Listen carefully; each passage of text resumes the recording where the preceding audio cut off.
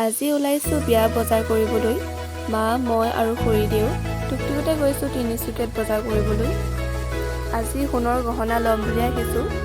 সোণৰ গহনা আগতকৈ অকণমান দামটো কমিছে কৈছে, সেইকাৰণে আহিলোঁ অকণমান চাই যাওঁ বুলি। এইফালে সোমাইছোঁ। দাদাজনে কৈছে কালিতকৈ আজি দামটো আৰু কমিছে, আপোনালোকে বহুত ভাল দিনত আহিছে বুলি কৈছে। তো সেইষাৰ শুনি ক'বই নালাগে আৰু বহুত ভাল লাগি গৈছে মনটো। বিয়াত গিফ্ট দিবৰ কাৰণে এইটো লাগিছিলে। এইফালে নিজৰ বাবেও অসমীয়া গহনা চাই লৈছোঁ। সোণৰ নহয় দেই, অসমীয়া গহনাহে চাইছোঁ। এইফালে মায়ে দেখাইছে সেইডাল ভাল লাগিছে। সেই মা আৰু খুৰীদেউ পচন্দৰে এডাল ল'লোঁ।